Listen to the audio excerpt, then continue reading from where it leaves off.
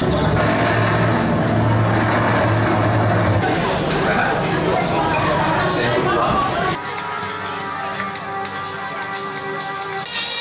Kolonel menyelamatkan presiden kita setiap prajurit tetap rayakan dalam hati sanubari kita dengan tekad kita dengan nama Allah yang Maha Kuasa.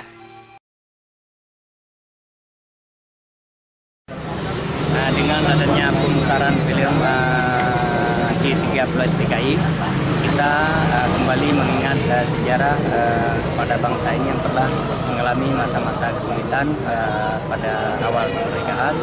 Nah, harapan saya ke depannya semoga film ini bisa diputar ulang supaya masyarakat tahu akan bahaya daripada PKI. Dengan pemutaran film 30 September itu sangat baik, terutama bagi kita masyarakat awam dan juga generasi muda. Itu akan mengingatkan kita akan kebiadaban PKI pada masa itu yang telah merampas dan membunuh para jenderal yang telah membesarkan nama Indonesia, terutama pada masa kemerdekaan Indonesia.